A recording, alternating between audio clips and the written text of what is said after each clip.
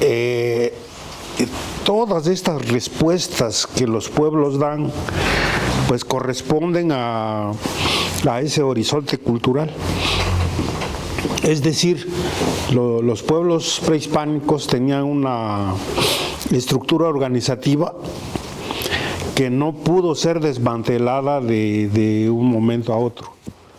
O sea, la colonia, a lo largo de los 300 años que duró la colonia española, aquí en el caso concreto de México, pues no fue suficiente para borrar esa característica cultural de nuestros pueblos. Acuérdense que nuestros pueblos estaban profundamente estratificados. Tenían diferentes estratos y en la cúpula aparecía pues la nobleza, el rey, en este caso los señores, que eran los que gobernaban los diferentes territorios que había en Mesoamérica. Acuérdense que no era nada más una sola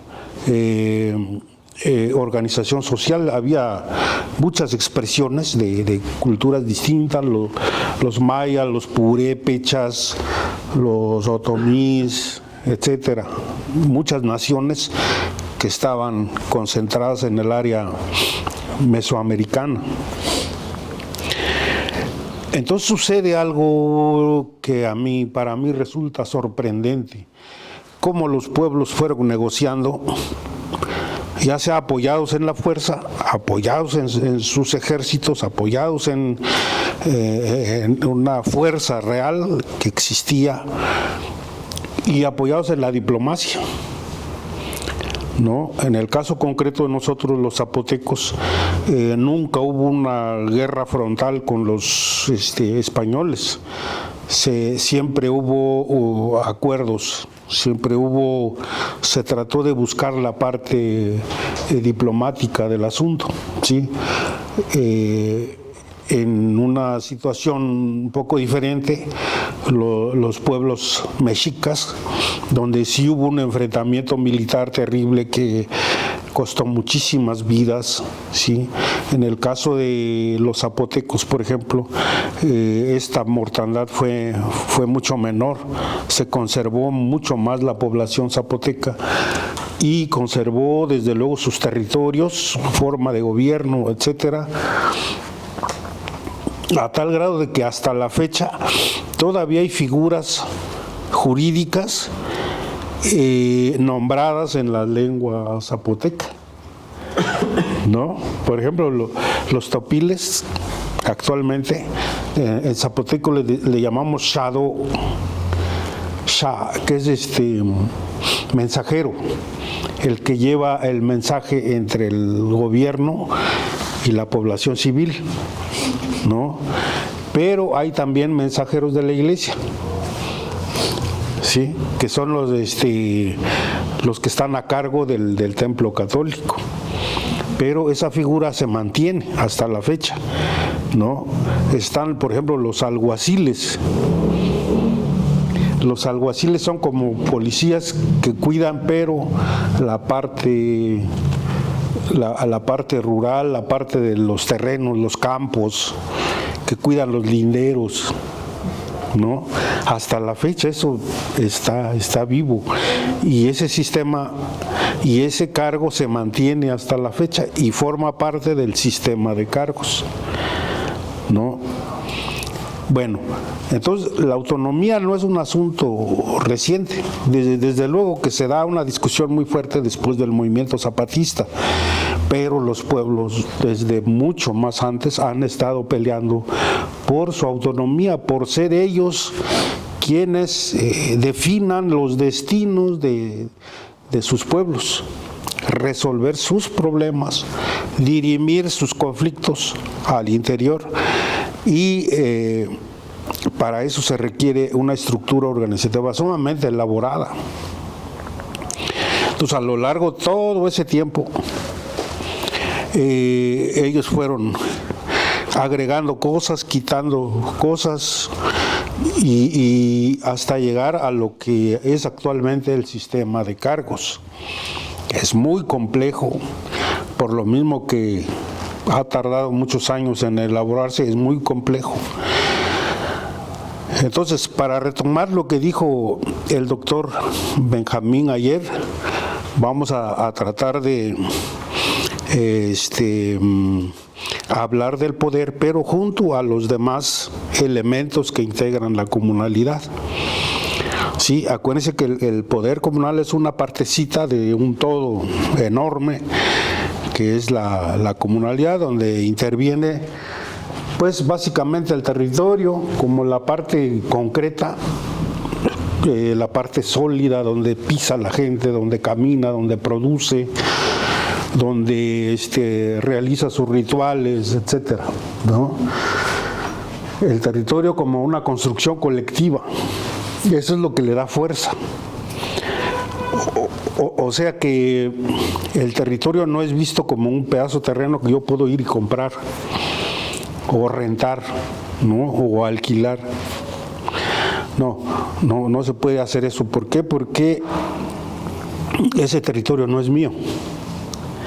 Me fue dado por los ancestros y entonces yo tengo que cuidarlo porque va a servir para los que vienen todavía. Entonces el territorio no tiene esa forma mercantil, no es una mercancía, ¿sí? Sino que es un bien que va a ayudar a la comunidad a estar viva, ¿sí? Entonces, como una construcción colectiva que cristaliza físicamente el trabajo de los ancestros. Los ancestros pelearon mucho para conformar ese pedazo de territorio a donde se asienta la comunidad, ¿sí? O sea, no se compró, no se rentó a nadie, sino que se conquistó el espacio para poder vivir ahí y usufructuar esos recursos para vivir, ¿no? Entonces, el gobierno comunal forma parte de estos otros tres elementos.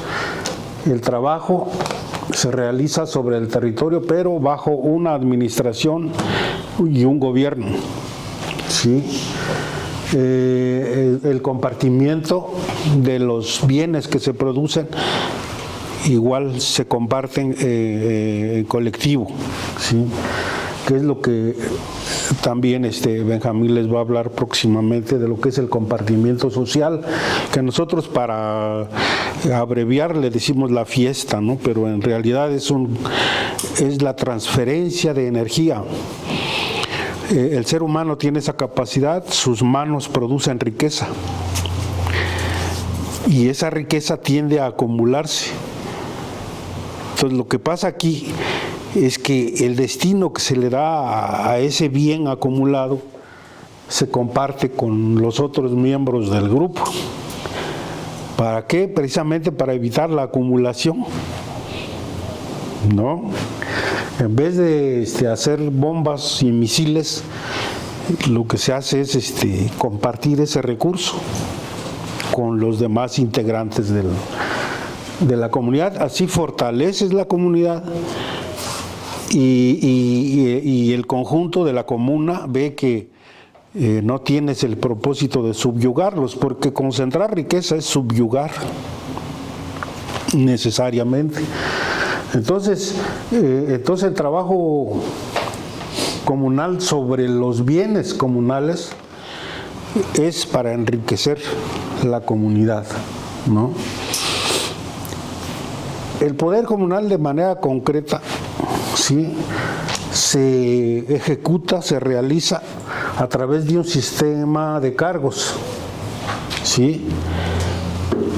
Y los cargos es el desempeño de una función de poder, es una función de poder, pero compartida. O sea,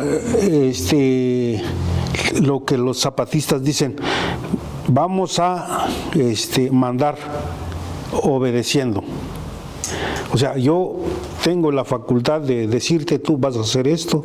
¿Por qué? Porque la asamblea me dijo, tienes que buscar a alguien que haga este trabajo y por lo tanto te estamos delegando la función para que en tus manos esté resolver este asunto, ¿no? Entonces, no es un poder absoluto que me dé los poderes suficientes para poder oprimir a otro ser humano, ¿no? No, aquí es justamente lo inverso. Es el desempeño de un liderazgo en la obediencia y el mando. O sea, yo obedezco lo que dice la asamblea y por lo tanto yo puedo disponer lo que se tiene que hacer. ¿Por qué? Por mandato de la comuna, ¿sí? En la conducción de los destinos del pueblo o del común, en este caso. Entonces, el margen de acción de una autoridad en un pueblo, pues está ceñido por estos dos elementos, ¿sí? Yo recibo indicaciones de la asamblea y entonces yo dispongo que se hagan las cosas a partir de esta opinión. Yo no puedo elaborar una idea y yo solo empezar a disponer de lo que se tiene que hacer, ¿no? Entonces es una vigilancia mutua. La asamblea te vigila, tú haces las cosas y el pueblo está pendiente de qué es la acción que vas a hacer, ¿sí? Entonces hay una reciprocidad ahí.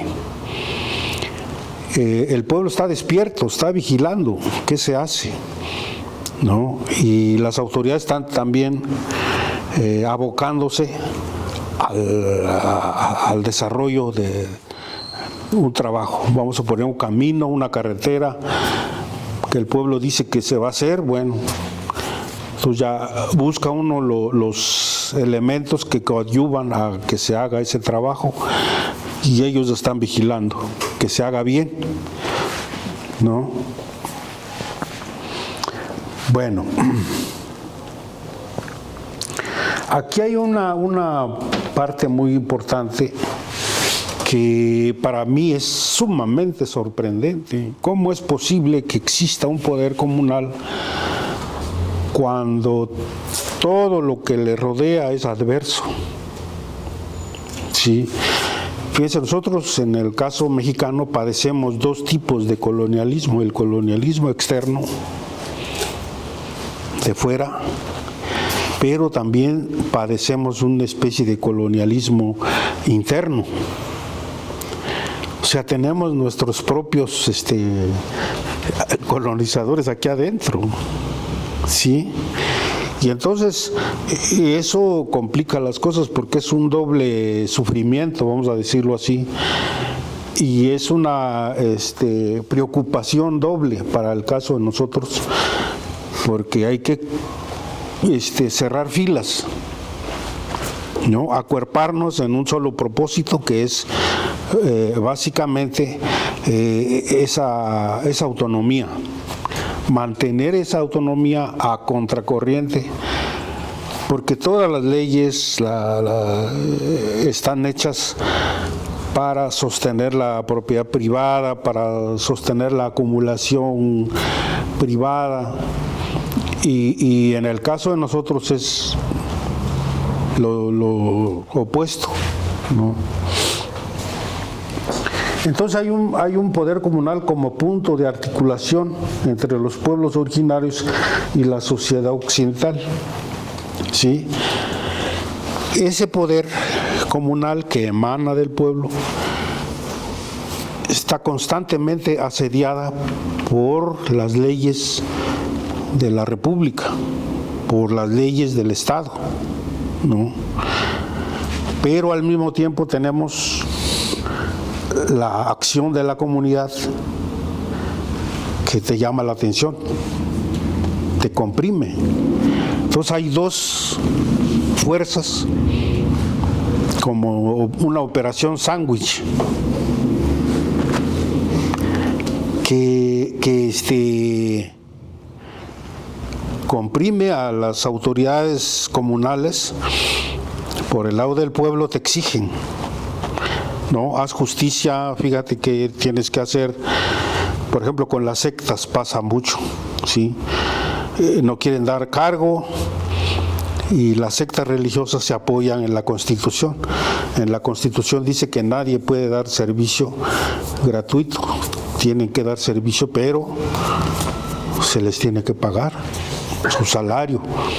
Todo trabajo requiere, y en el caso de nosotros, pues sí hay un pago, nomás que es un pago diferido. Es un pago en mano de obra, en servicio, en aportar mi fuerza de trabajo, en aportar mi capacidad intelectual, de liderazgo, pero no hay una monetarización del pago. Sí, ahí tenemos una pequeña diferencia con el doctor Benjamín, porque en el pueblo nada es gratuito. Todo tiene un pago, tiene una contribución, tiene un respaldo. O sea, si yo doy un servicio es porque otros ya dieron servicio cuando yo estaba estudiando, cuando yo era un niño o cuando estaba yo descansando. Ellos estaban dando servicio. Cuando yo doy un servicio, lo hago con satisfacción. ¿Por qué? Porque después de mí van a venir otros a dar ese mismo servicio, pero ese trabajo, esa inversión de vida que yo voy a hacer, la reciben los demás integrantes de la comunidad. ¿Sí me explico? O sea, no hay pago en dinero, pero hay una retribución en el desempeño del trabajo. Sí, hay una retribución de igual magnitud en el momento de dar un cargo, ya sea un cargo religioso o un cargo civil o un cargo agrario o un cargo tradicional, porque son 4 grandes sectores que ahorita vamos a ver. Entonces, estos puntos de contacto de la sociedad occidental y la sociedad comunal, hay un momento en que entran en contacto y muchas veces se llega a una conciliación. O sea, los pueblos saben negociar, son muy inteligentes. Y dicen, bueno, no me conviene un conflicto armado, mejor lleguemos a un convenio, lleguemos a un acuerdo y seguimos adelante. Sí, esto yo le llamo las relaciones de frontera. No es una frontera física, no siempre, no. Es una frontera organizativa. Es una frontera de gobierno, ¿no? Entonces, en el caso de Oaxaca, yo creo que es el único estado a nivel nacional que tiene una ley de derechos de los pueblos. Fíjense, antes del movimiento zapatista, en el 92,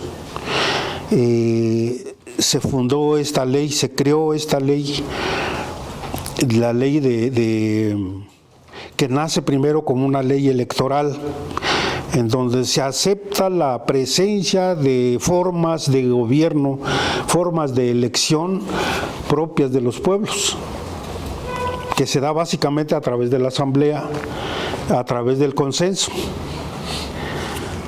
a través de la deliberación. ¿Sí? Nosotros tenemos la idea de que los pueblos originarios son pueblos callados, sumisos, que están agazapados, agachados, pero no. La gente discute, propone, están vivos, piensan, ¿no? Y entonces de los 570 municipios que decía ayer el doctor, hay 400 y tantos que se rigen por el poder comunal. O sea, son millones, Somos millones de gentes en Oaxaca que nos regimos por esos lineamientos. Entonces, hay momentos de tensión, pero con la elaboración de estas leyes, como que hay reglas que el gobierno ya aceptó. O sea, los pueblos lograron con su fuerza imprimirle ciertas particularidades al derecho occidental. Y entonces lograron que se aceptaran los usos y costumbres, o así se les llama aquí, pero son sistemas normativos internos que permiten a los pueblos el ejercicio de sus formas asamblearias, ¿no? Entonces, la base del sistema de poder comunal está en la asamblea, en su forma de discutir, que es deliberativa y que se va buscando el consenso. No siempre se logra el consenso, pero la tendencia es esa, el consenso. O sea, el consenso no es otra cosa más que la asamblea de manera mayoritaria dice esto se va a hacer y se hace, ¿no? Entonces, eso de que son 400 y tantos municipios que se rigen por usos y costumbres, eso está muy, es muy movedizo, sí. En este momento yo tengo datos de cómo, por ejemplo, San Baltasar Chichicapa, que es un pueblo que se regía por partidos, este año ya se regresaron al sistema normativo interno. O sea, dejaron los partidos y se metieron de lleno a reconstruir o reelaborar el sistema de uso y costumbre, ¿no? ¿Por qué? Porque vieron que el sistema de partidos rompe la unidad interna de la comunidad. O sea, esa red que veíamos ayer, el petate, pues se empezó a desgarrar, se empezó a romper la relación entre compadres, padrinos, ahijados, entre hijos, entre familias enteras que se empezaron a conflictuar por el sistema de partidos, ¿sí? Entonces dijeron ellos, no es posible seguir de esta manera, vamos a regresar Se llevaron 3 días de discusión. Cerraron las calles, cerraron todos los parques, el mercado, todo, escuelas, y se concentraron en el patio central del pueblo a platicar, a discutir si es conveniente o no regresar a nuestro sistema tradicional. Y entonces lograron ponerse de acuerdo y ahorita ya tenemos autoridades nuevas electas por asamblea. Sí, ya no en la urnita ahí a poner no, todos de viva voz levantan la mano, yo voto por fulano, por esto y por esto y por esto, ya apuntan su nombre, ¿sí? pero a la vista de todos. Ya no es el papelito ahí secreto, no, aquí ya es directo, ¿sí? Otro pueblo que acaba de retomar su forma comunal de gobierno es Tlacochahuaya, pero vivieron una guerra interna terrible, se mataron entre ellos. ¿Por qué? Por el asunto del poder. Llegaron a haber 3 presidentes municipales, uno de cada partido.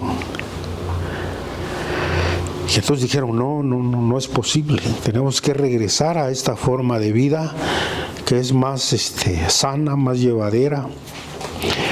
Y entonces hay momentos en que fluctúan, ¿no? Fluctúan. Y los pueblos, como digo, tienen una mentalidad, lo que veíamos ayer de la mentalidad, una mentalidad colectivista, ¿sí? Que buscan el bien común, que buscan el caminar juntos, ¿sí? Y el poder es algo muy tentador, porque miren, lo que acaba de pasar recientemente nos da una muestra clara del poder que tienen las comunidades. Apenas los pueblos empezaron a recibir un apoyo que le llaman las participaciones federales. El gobierno federal hace poco agarra y dice, bueno, de todo el presupuesto nacional a cada municipio le toca tanto. No, pero eso vino a ser una bomba para los pueblos, porque generalmente ese recurso no existía. Las obras se hacían, pero con el impuesto de los propios comuneros, ¿no? Ellos pagaban su impuesto predial, o el agua potable, la luz, etcétera. Y de ahí agarraban para hacer las obras municipales. Pero el ingreso de recursos por parte de la federación, pues vino a provocar cambios drásticos adentro de las comunidades. Entonces la gente se puso muy recelosa. ¿Qué haces con el recurso? ¿No? Y entonces, como contrarrespuesta, empezaron a inventar a los auditores, gente del mismo pueblo que audita, que revisa pues las cuentas de las autoridades, ¿sí? Y al final hacen un informe, el recurso se aplica en esto, ¿sí? Y empezaron a surgir también en pequeñas empresas comunales. Por ejemplo, los autobuses. Muchos pueblos tienen autobuses para trasladar a la gente, pero son del pueblo, ¿no? Entonces, ese recursito lo usan para comprar un autobús, una camioneta, un volteo, un trascabo, una maquinaria para apoyar en los trabajos del pueblo. Sí. Y son respuestas que la gente da a cambios que vienen, digamos, de fuera. Otra cuestión que a mí me parece sorprendente, con la onda esta de la equidad de género, el gobierno de Andrés Manuel López Obrador propuso una paridad, que hubiera igual número de mujeres e igual número de hombres en el municipio. O sea, para desempeñar este cargo, este poder comunal, dijo, estamos hablando de igualdad de género. Bueno, pues entonces el poder tiene que ejercerse por ambos sexos, mujeres y hombres. Si hay 6 regidores, tiene que haber 6 regidoras. ¿Cómo pueden controlar eso, si como si un municipio tiene muchas mujeres, otro municipio tiene muchos hombres, como, y también como así el poder no puede ser entre todos, es como más lo que tienen el equivalente de los dos géneros, ¿no? Como así. Pues ahí es donde yo digo que sucedió algo increíble, porque la gente dijo, sí, está bien, nos parece muy bien que haya esa paridad. Y en el caso de los pueblos originarios, la mujer verbaliza mucho sus emociones. Si está enojada, pues empieza a mentar madres y etcétera, ¿no?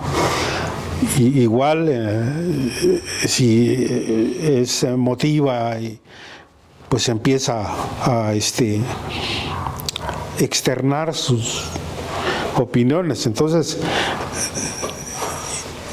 ¿qué fue lo que pasó? Pues empezaron a participar en las asambleas y todo, pero a través de lo que nosotros llamamos el argüende, ¿no? Aquí en México, las viejas argüenderas les decían, ¿no? Pero ¿qué fue lo que pasó? Cuando el pueblo deposita en ellas esta capacidad de mandar y de obedecer, esa característica de verbalizar, la pasaron a segundo término y empezaron a representar su investidura. Eso es una cosa formidable, cultural. O sea, lograron controlar esa situación, ¿sí? Y empezaron a desempeñar su papel como autoridades. Cosa que a mí me sorprendió, porque realmente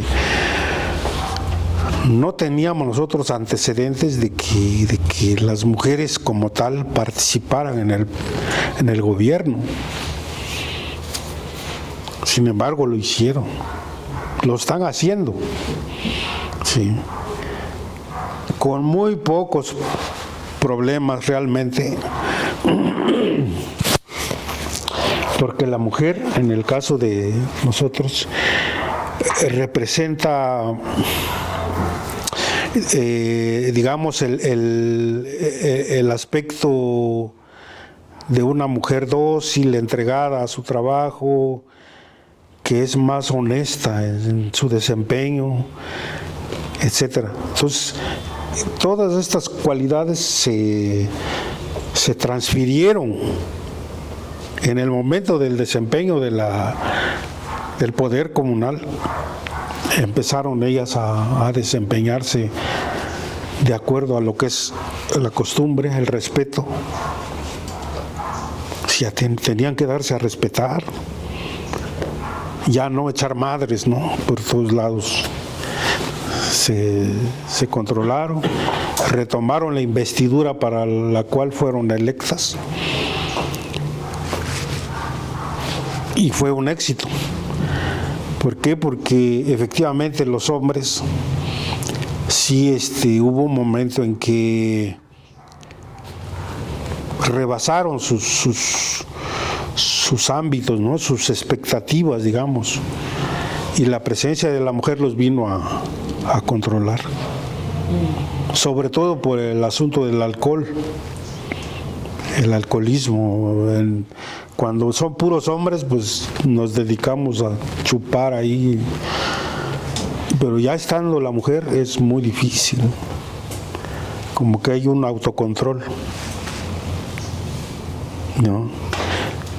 Pero todas esas respuestas, yo digo, son culturales, porque es la cultura la que les está moldeando, les está avisando cómo deben actuar. Sí. Entonces, estoy hablando de estos temas, hablé de dos. Uno, de cómo los pueblos lograron hacerse presentes en las constituciones del Estado e incluso a nivel federal, y cómo los cambios recientes, como es la llegada de las participaciones económicas y la paridad de género y todo eso, esto está sucediendo en este momento, ¿sí? Y yo lo estoy viendo porque estoy integrado en una comunidad como miembro de la comunidad. O sea, yo no es un asunto académico, sino es un asunto de vivencia, ¿sí?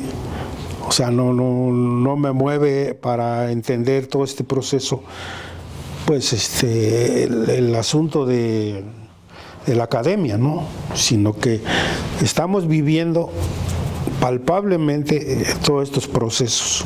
Entonces, ojo con eso. ¿Por qué? Porque la comunalidad no es algo que esté estático, sino que está en constante movimiento, ¿sí? Y lo vemos con el movimiento zapatista de Chiapas, por ejemplo, ¿no?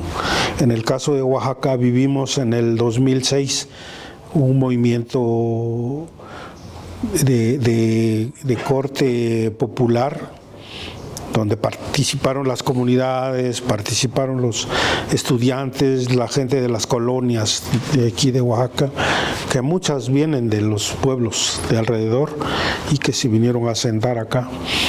Pero estuvieron cuestionando seriamente al gobierno del Estado.